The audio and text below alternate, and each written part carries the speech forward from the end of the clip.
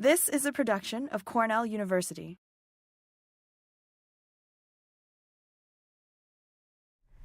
So starting with a little background, NEWA is a crowdsourced network. The weather station owners share the weather data through the network and provide to us feedback and guidance on what we should or should not be doing, what we could do better. Weather data is collected every 15 minutes and tabulated in hourly and daily summaries. We're collecting precipitation, temperature, relative humidity, leaf wetness, solar radiation, wind speed, wind direction. And growers that purchase these weather instruments now have the option of getting soil moisture and soil temperature sensors, but we still haven't put into place the API that'll actually pull that data in. We need to go to 1-minute data, and we're going to be doing that this fall. Sister stations in the network are designated for missing data to fill gaps so that we don't have bizarre accumulated degree days and things like that with a lot of missing data. Or we'll extrapolate 1-hour gaps in our data. The decision support tools are primarily for IPM, but we also have some for crop production, which is why I'm here today to share those with you. And they are built, obviously, from that weather data. So a little bit more about NEWA's history. It was created in 1996 by Kurt Petzold. At that time, he was the vegetable IPM coordinator in the New York State IPM program. Originally, it was an association. They charged membership fees. And today, it's open access with land-grant university partners and grower association partners. Initially, we started out with Sensor and Campbell instruments. Sensor was bought by Sensatronics. Those instruments went obsolete. Today, we're partnering with Rainwise Incorporated for all of our weather instrumentation for the most part. Although we do have a number of onset instruments in the network. Some of you may be using the name brand Hobo as little data loggers. Onset is the company that manufactures those. We also pull in National Weather Service airport data, and we partner with state climatology mesonettes. Currently, right now, our one and only partner is the New Jersey State Climatology Office, but we're working on some other mesonet partners. Initially, we were going out with our laptops and manually downloading these data, bringing them back, creating messages, putting those messages on a system called Codaphone, and growers could dial into those and get that message du jour about what was going on, what the IPM program thought that people should be paying attention to. We switched to modems. I'm glad to say we've saved about $8,000 in operating costs by eliminating our modems and phone lines, so that was a big savings, which was important when NEWA was zero funded. Oh, and I say NEWA, Dawn said NEWA, and it's like potato. It's fine, everything's good. So if you hear me say NEWA, just know that I am talking about the same thing. So today we have a few stations that are still using file transfer protocol, but most are using internet protocol to send the data directly to a website at Rainwise. We scrape that data off their web into our database. And Rainwise has developed a cellular data modem system. So for growers who have a desire to have a weather instrument, but it's a very remote location, they don't have broadband, they can use the cellular data option. We're now up to 432 weather stations. Last time I gave this talk a month ago in plant pathology, we had 428. So we're growing all the time, just all the time growing. So that's pretty exciting. We have weather stations, we're pulling data in 23 states.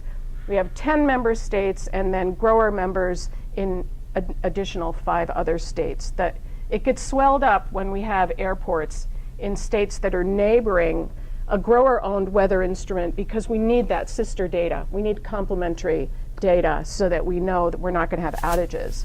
So open access, real-time, query-based decision support with built-in biofix and an interactive user interface.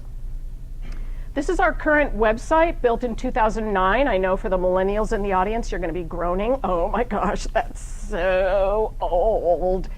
I know, it's pretty much geriatric now, and we're trying to get money to rebuild our website.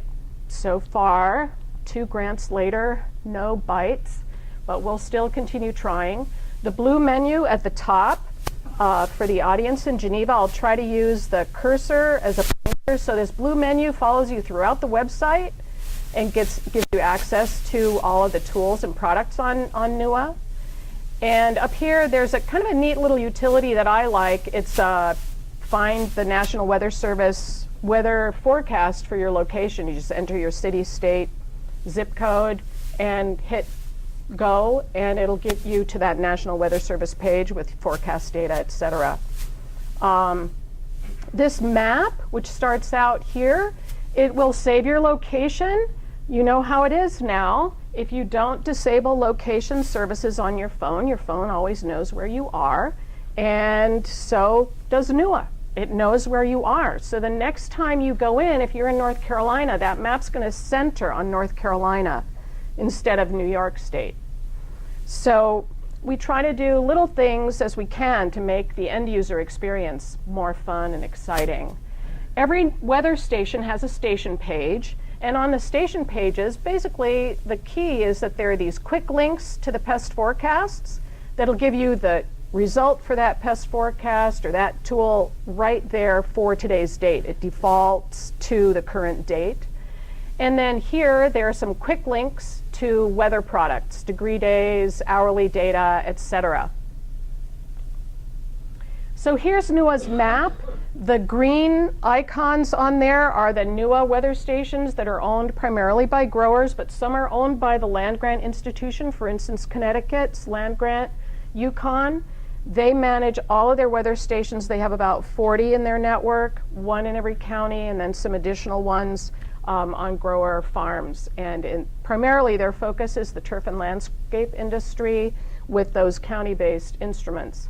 Then if you can see there are the little airplane icons, those are the airport locations. And then this map here shows you the member states that are in purple, and then in orange are those states where there are 1 or 2, maybe 3 individual growers that have purchased a weather station and are subscribing into the NEWA system. It's about $290 a year for an individual subscriber.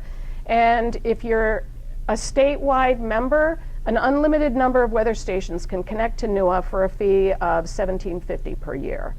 So that's essentially our revenue stream. You can do the math and you can see that we operate on something less than $20,000 a year. It's a fairly limited revenue stream.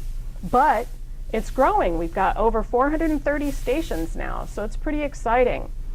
I haven't shown this slide in my previous seminars, but I thought, okay, I'll show this to you guys. So this is where the data is going, how it moves around. So we start with the weather station. The data goes to RainWise.net. We scrape it off, and following the black arrows, goes into our NEWA database, which is at the Northeast Regional Climate Center, and then pushes that data to the NEWA server, where it goes through a number of tools and algorithms, etc. And then the end user will access that on newa.cornell.edu. We also have some metadata for quality control, and that informs the NEWA server. Location of the station page, for instance. So that gives you, just gives you in a nutshell kind of what we're doing with cloud computing and where we're moving all of these data. So how does NEWA benefit the programs of the Horticulture Section? So obviously, plant developmental models, plant phenology models, can be developed into tools to inform management decisions. And I'll show you a couple of these during today's seminar. Weather data can be used to validate and implement horticulture models. And obviously, the data and models that are in NEWA can be used for research, teaching, and extension. So for instance, Greg, no pressure here. Ian Merwin used to use some of the NEWA Apple models for his teaching. So I didn't mean that to be in any way a plug or, so, yeah, right. Okay, there you go. So the idea was, hey, Julie, you really should tell people about NEWA. You should get the word out. That is what my group of state coordinators has been telling me. So these seminars, I'm trying to tell the Cornell community about NEWA so that you're aware of this. Some of these data could enrich your own research programs and teaching programs. And I want to definitely stimulate thinking about developing and utilizing NEWA to benefit our agricultural and horticultural commodities. So I'm going to now talk about what the predictive tools are that are in NEWA. Increasingly, I grew up and they were called models, disease forecast models, insect phenology models. Increasingly now they're called tools. And for those of you who work kind of in this arena, it's not even precision agriculture anymore. It's being called digital agriculture. So increasingly, growers are utilizing this type of technology in their crop production practices.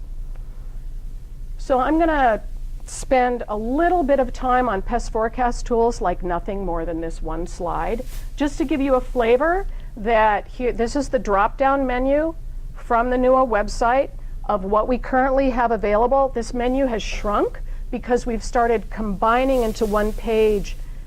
Onion models, for instance, are all, the disease models are all in one page. The grape models are all in one page. It just makes it a little bit easier for the end user. But we have 16 plant disease tools, 11 insect phenology tools. We're now providing 5-day forecasts and details on past and current conditions in most of our tools so the grower can look forward 5 days and know they have to plan to do some sort of intervention on the farm. And what we want growers to be able to do is to assess risk, learn about IPM, and get decision support through NEWA. The weather products I'm going to spend a little more time on because I think they're more relevant to the horticulture arena where we're looking at plant development. We might be wanting to know more about just growing degree days and the tabulation of degree days. So we're currently tabulating degree days for 12 base temperatures. We accumulate that value starting January 1, March 1, April 1, and May 1, primarily informed by the commodities that we're working with. So for instance, in apples, which I know probably more about than any of the other crops that are that have tools on NEWA. In apples, basically the common tenet is that there's no growth before March 1st. And we don't even bother looking at accumulation of degree days before March 1st. Well, guess what? Climate change is changing that. And indeed, we are getting weird things going on before March 1st now. So the exciting thing is the degree day calculator. We had created a degree day calculator in PHP on our ancient website before the one I'm showing you today. And because the programming language wasn't compatible with the new system, we didn't get this degree day calculator resurrected until this year. So it's really exciting to be able to use the degree day calculator once again. So a little bit about all of these various degree days that are in NEWA. So you might say, well, why do you have just 12 base temperatures? The reason is that we're already using these base temperatures shown in this table for a number of different tools in NEWA, and so we use that as our drop-down selection because the algorithms are already built, they're already there. A couple of these I want to bring to your attention. The seed corn maggot 39 degrees Fahrenheit one and the 14.3 degrees centigrade one for brown marmorated stink bug have no tools associated with them at all. There is no brown marmorated stink bug developmental model right now available, but research has shown that its base temperature for development is 14.3 centigrade. And so I said, okay, well, let's just put that in NEWA. People can then query that or look at the tables for degree days knowing that and basically make some intuitive inferences or deductions from the data as it's being calculated. The seed corn maggot one was developed because my colleague Ken Wise, who works with field crops, has a newsletter. And he said, Julie, you know, I'd love to be able to calculate base degree days for base 39 Fahrenheit so that I can put the information in my newsletter because I know when it gets to a certain point, seed corn maggot is at this stage, and then I alert the growers through my newsletter. And so he can look at that for all the different locations across New York, put that in his newsletter now. So that's kind of maybe how things get started. They get rolling along just because you know that there's a base developmental temperature, or there's a model out there and somebody wants a piece of it. For all the rest of these, there is an actual tool in NEWA for them. And obviously for growing degree days, GDD, that's just, again, also just the degree day tables. It's not going to say, expect lilac to be at this phenological stage with this accumulation of GDD.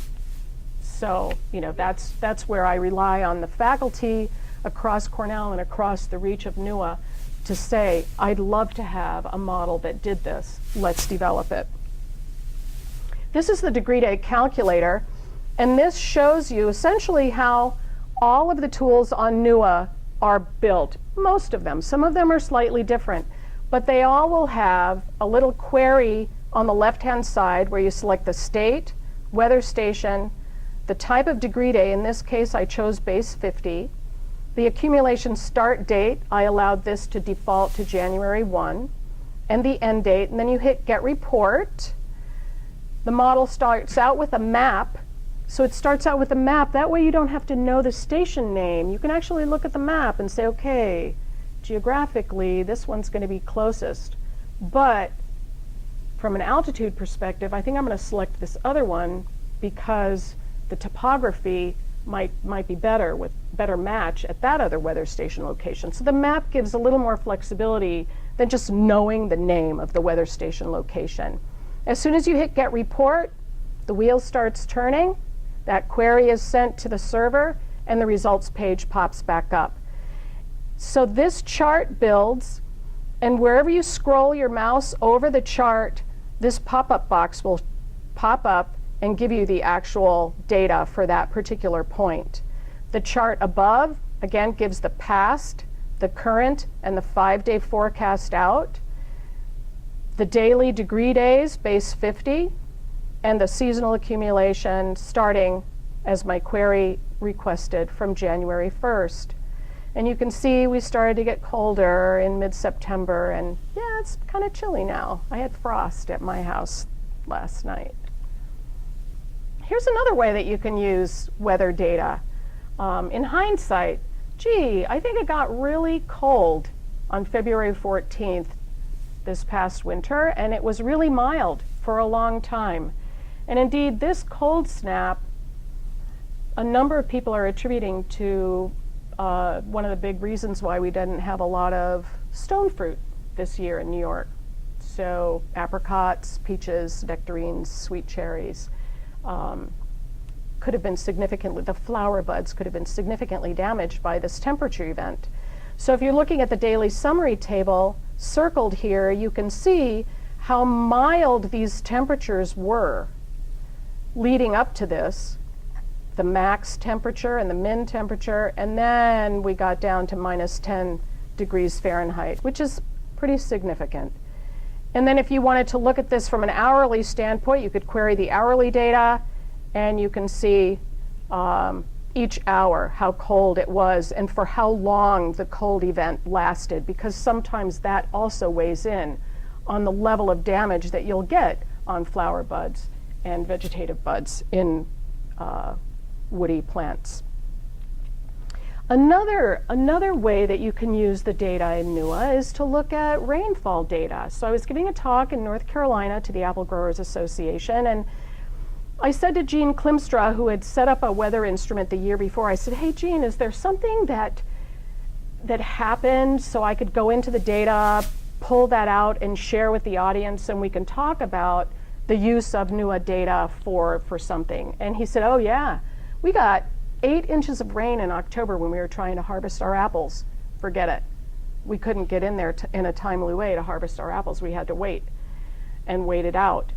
So I went into, these are in monthly, and that's another thing that I want to point out with this slide, is the data is in monthly tables. So in order to get data that spans like the end of September into the early October, you have to go to the month of September and the month of October, obviously.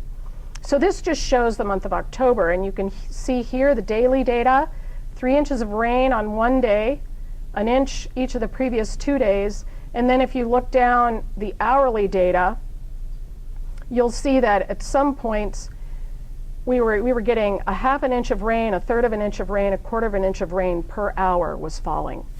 And that is kind of what the projection is that we're going to be needing to expect and to plan for, given climate change. We're going to have these intense rainfall events and these bizarre temperature events that may impact our crops. And this type of data gives the grower the ability to document that something really bad happened, and if they have crop insurance, then they can document that this significant event happened and damaged their crop.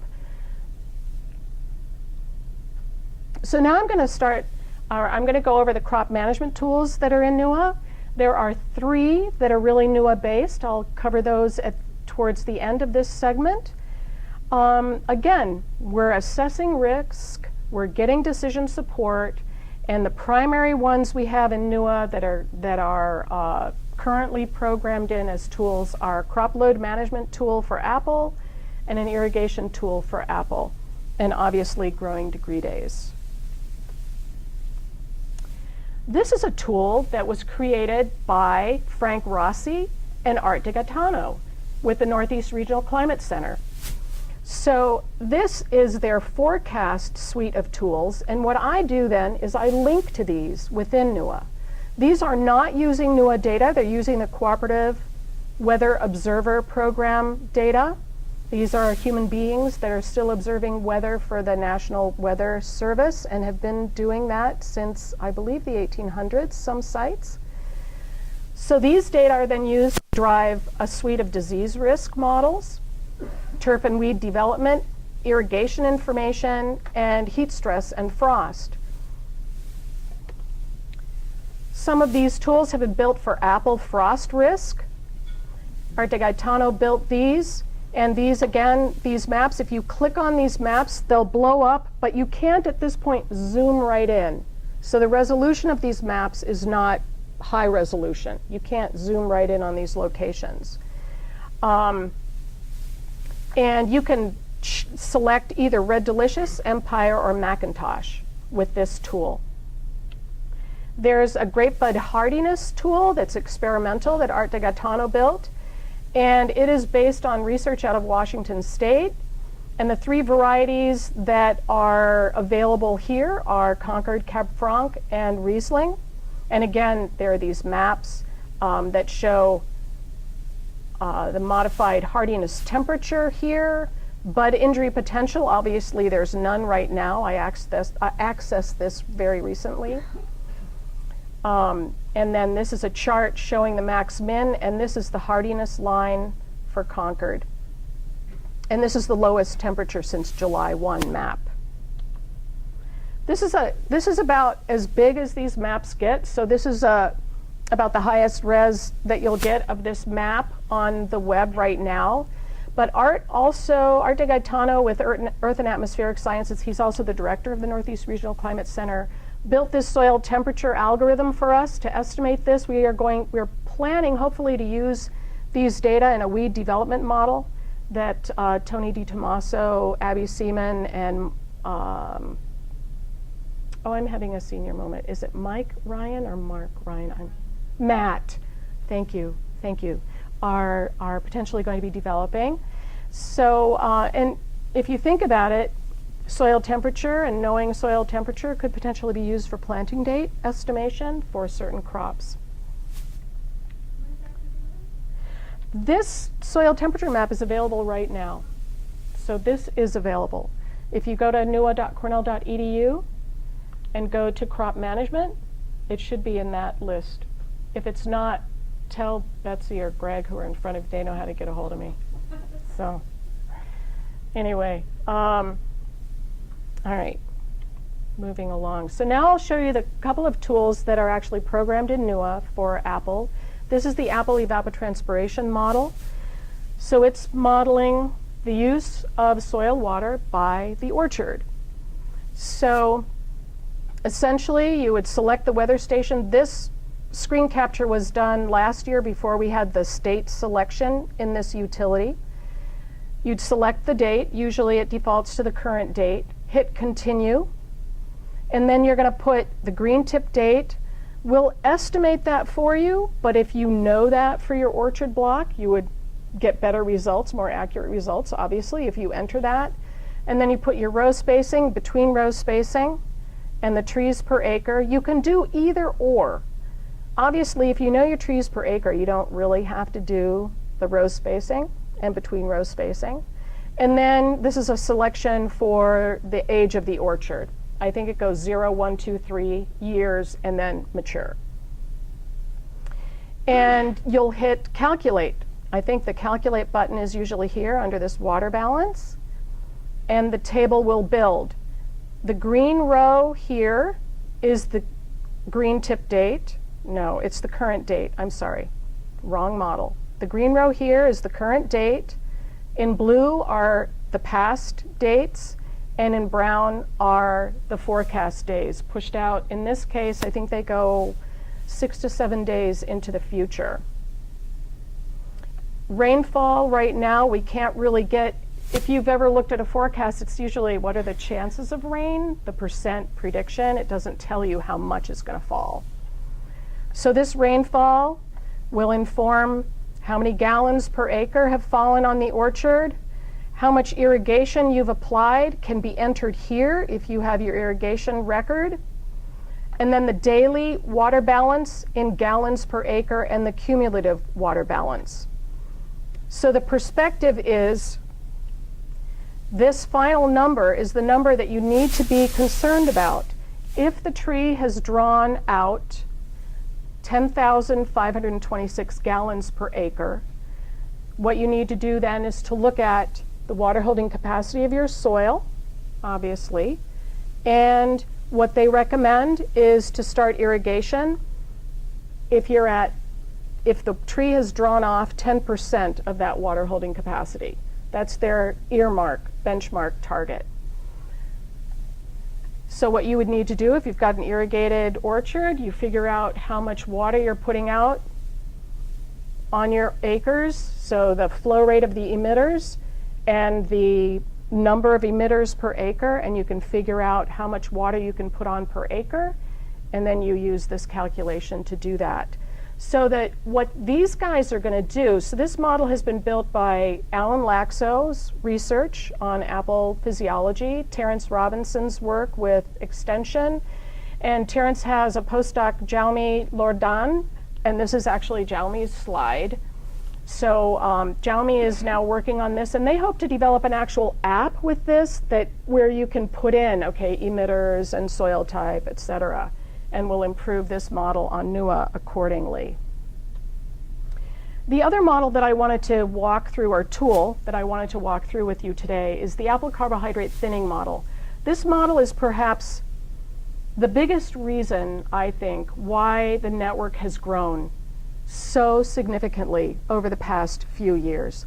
This model has revolutionized thinning in orchards. It's no longer, okay, I'm going to put this much growth regulator out, and so there's an ounce of that, I'm going to put that in the tank, and then the grower pours himself or herself an ounce of vodka, and they chuck that down, and they get on their sprayer, and they go out and they spray.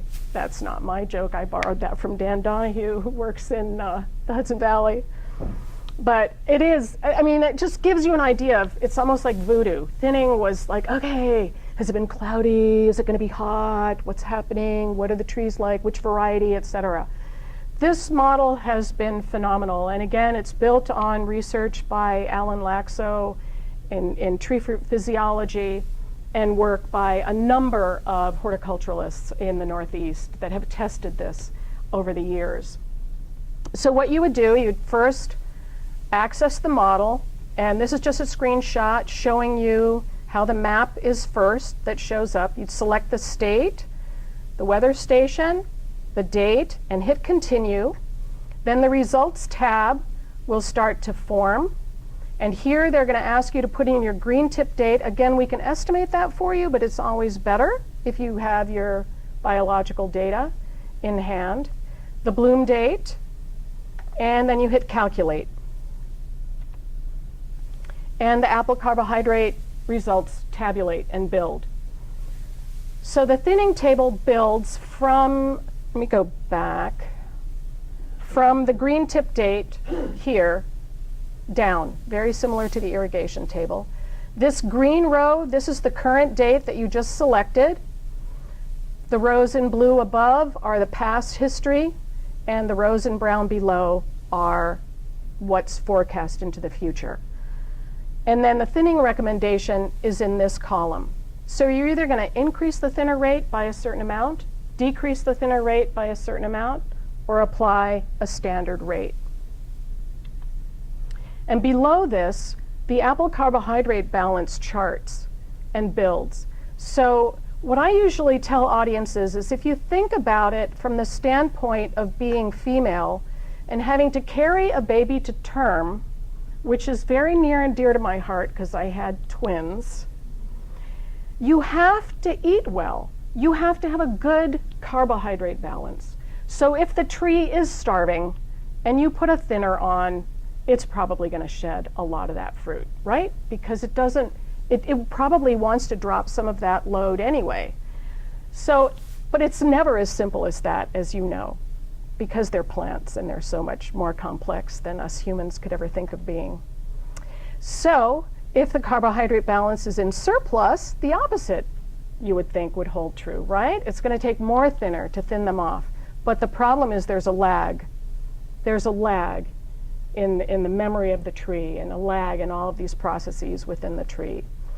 So in any case, it's made thinning a lot less of a, I got to have that shot of vodka before I can get on the tractor and put that growth regulator out on my orchard. So some of the considerations that we tell people going forward, we have to have good solar radiation data from the weather station. If it's out of range, we will silence the station because we don't want the garbage in, garbage out thing. We don't want people to be accessing a model when the data going into it is bad or could give them erroneous results. Hard to thin varieties are still going to be hard to thin. And obviously people need to use it within the context of the thinning guidelines in the area or region, state that they're in. So the next section of my talk, I'm just going to talk about how have we built the capacity of NEWA. So clearly the biggest part in that, or the piece of that, was partnering with the Northeast Regional Climate Center. They house our database. They help us with model programming into the PI design tools that people are creating. They help us with some data quality control. They provide meteorological expertise and guidance, which we, living in the biological side of things, we really don't have a lot of. And the nice thing too is that they're interested in agricultural applications of climate data. You know, if they weren't interested in that, it would be a harder sell. They have also helped us with automated reports that we wanted to generate to send to people when we know that their weather station is down. And initially when we implemented this, I thought, oh my gosh, everybody's going to be so mad because we're, you know, hassling them with these emails telling them their station is down. But the reality has been, I have gotten more compliments on that than I've gotten anybody saying, forget it, can you stop bugging me with this? It's just really been a win-win situation. These are the RainWise incorporated weather stations. And this is the About Weather Stations menu. There's more to this menu now because we've put together more links for the troubleshooting guide. We have a how to replace a battery, things like that. These are solar powered. This is the solar panel that powers the instrument. This is a leaf wetness sensor. Now they're mounted on the north side over here under the tipping bucket. This is the radio antenna. The data is radio signal transmitted to a computer or a box inside the house or barn. And we either use the internet protocol, the file transfer protocol. We're going to be working on that API that I mentioned earlier for 1-minute data. And then RainWise also has a few products in their premium system. I think they have a frost alarm they've developed, things like that. You can also send your data to Weather Underground and other weather service providers. So weather stations, this is both really exciting for me and almost overwhelming. This charts only through, I believe, July of 2015. I haven't had a chance to upgrade this or update this to include 2016 and the end of 2015. But in the last 7 years, we've seen significant growth in the number of weather stations connected to NEWA because of partnering with all these other states here. This green is when the New Jersey State Climatology Mesonet joined up with us. The gray is the University of Massachusetts, which I must say, we were zero funded in 2010, and I think a big part of still being here and being relevant is because at that time Vermont and Massachusetts wanted to join forces with us, and they really helped us immensely in terms of our funding base and keeping us rolling and going. So for the airports, for those of you who are familiar with weather data enough to know that the microclimate around that weather station can have a significant impact on the weather data, we do have a relative humidity correction factor for our airport data. And we also have a leaf wetness estimate for those locations because typically meteorologists are not collecting that type of data. They don't have those types of sensors. So this is our list of partners. It's exciting that this slide is getting more and more full all the time. And I think probably the most exciting thing for me is that the Minnesota Apple Growers and the North Carolina Apple Growers Associations are paying for statewide membership for all of Minnesota and all of North Carolina. And I've asked them repeatedly, are you okay with that? What if a vegetable grower, Steve, put up a weather station? Are you going to be like, what? And they said, no, we're fine with that. That's what we want, because we want this network in our state. So it's pretty exciting dealing with apple growers that, for the most part, have shown a great deal of altruism through NEWA. It's been really quite rewarding. The new partners that we're currently grooming, so to speak, EnviroWeather, which is a similar system to NEWA that's based out of Michigan State University. We are now currently receiving their data and looking at it to make sure it's going to be compatible with our NEWA database. And how that collaboration is going to look going forward, we're not sure, because again, they have their own EnviroWeather and we have NEWA, and how are we going to share our tools and whatnot. So it's kind of going to be an exciting year looking to build that. There are 2 state climatology mesonets. One is in North Carolina and one is in Delaware that I've been in communication with, trying to enrich our network with their data. New York State Mesonet has put up, I believe, 125 or 150 state-of-the-art weather instruments all across New York.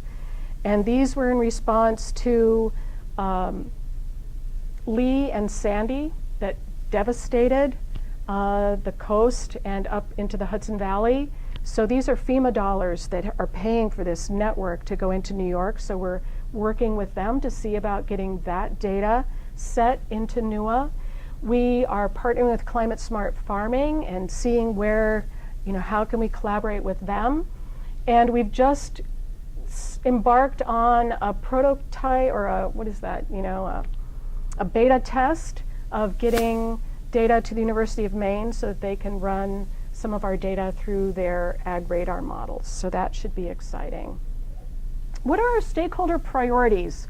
So top priority, sustainable funding.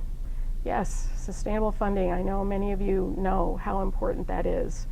We'd like to have a responsive web design so that if you're on a smartphone, NEWA is going to behave a little easier. You won't be pinching and pulling. We'd love to have more stations. We have looked into using the National Digital Forecast Database of gridded data. There are some issues with that, most notably leaf wetness for all the plant pathology models. Looking at developing apps, alerts. The growers would very much like for us to remember their planting dates and their green tip dates and their bloom dates, so they don't have to have a little cheat sheet and enter it every time that they use the model. More models, more tools, station maintenance and troubleshooting. We've done quite a bit of that on that the past 2 years. and promoting awareness, which is why I'm here. We held a planning meeting, so there's a state coordinator for every state that's part of NEWA, and at the time we had our planning meeting, there were 6 state members of NEWA. And again, they wanted responsive. Our objectives, after our meeting, we came away with responsive web design, a set of premium products to build some sustainable funding, virtual stations, that's using that digital database, and wouldn't it be nice to have a developer sandbox? So, Greg, you could go in there. Apple pollen tube growth model. Here we go. Let's test it out. And so a developer could go in, set up some parameters, put in some language, hit go, and the tool would be created on the fly, and then you'd have this tool that you could validate and change and implement. Blue sky thinking, I know. The people who know me are all like, Julie, really? Okay, all right, so coming down to earth. So having gotten older and just having gotten a smartphone, which I used to hide my flip phone when I was out talking to growers because, you know, they knew I was doing NEWA, and I've been doing a lot of other like digital computer stuff. And so I got a smartphone, and Steve Valentino, who was working for me, he's just gone on to grad school in, you know, molecular biotechnology stuff, you know, medicine. That's very compelling area. But when he was working for me, he was doing all the troubleshooting, weather station maintenance stuff. And he said, well, Julie, I don't even worry about if it opens into another tab. I just keep all the, you know, on my browser, on my phone, I keep all these things open. And so then I have all these tiles, and I can just go up, down, through, and I went, oh. So what I did was I did that. And I took a picture of my phone, and so this is a picture of my phone. And so I've got the NEWA is a blog that we set up, because I was told, Julie, you've got to set up a blog, you've got to get a Twitter account, you've got to do all this Facebook. Okay. And so I've got the degree day calculator, the Apple disease models, and the NEWA homepage on my browser all the time. And you just hit reload, and they'll reload. So anyway, I mean, for some of you, it's like, yeah, duh, I knew that. Right. So what have we been doing in terms of just weather data research? So I mentioned about the soil temperature estimates. Those this year, I believe they put out actual sensors in specific soils they wanted to use to validate that estimate, so that's ongoing. There's some precipitation, solar radiation, temperature and humidity, data quality control research that's ongoing. We've been trying to get funding to get the gridded data developed, and there's another grant that's going to go in that I'm part of, so hopefully NEWA would benefit from that. And then we did some work on leaf wetness estimation and found that an hour with relative humidity above 90% would be a good enough estimate. We did, you know, so that's kind of just a little ballpark of what we're using right now and some of the research that we've done.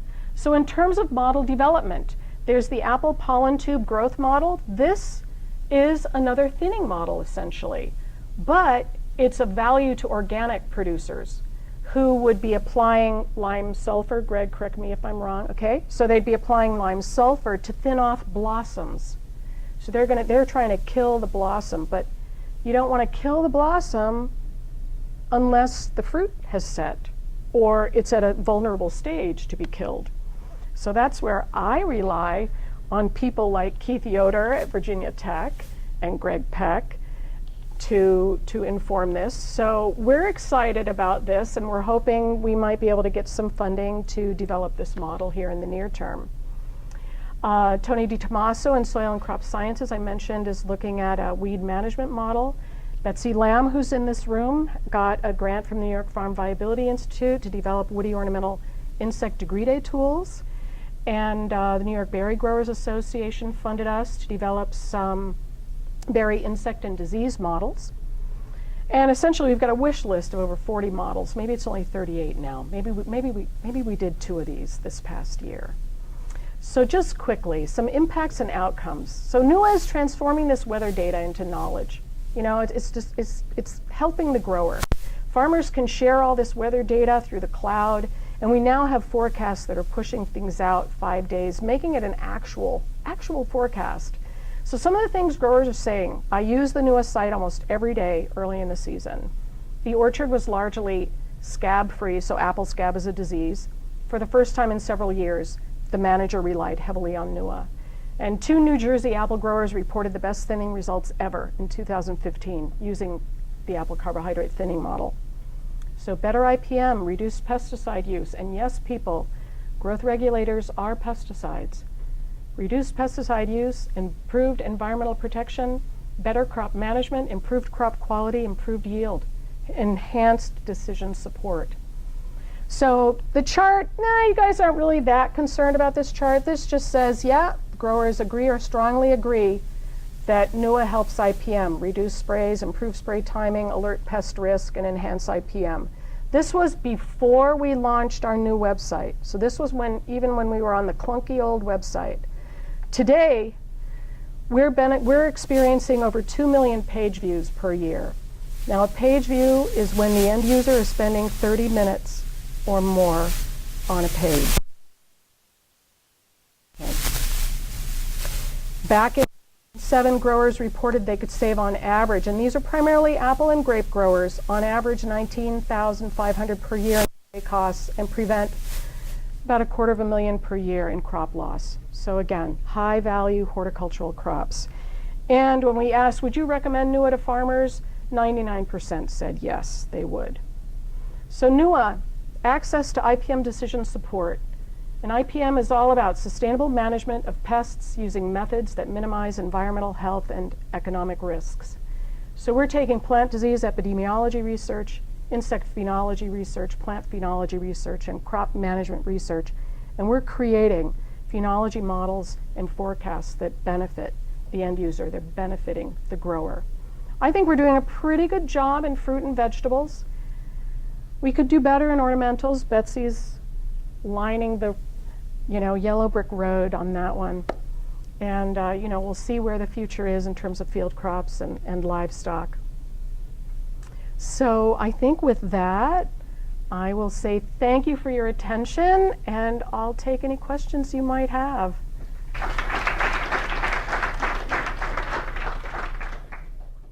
This has been a production of Cornell University, on the web at cornell.edu.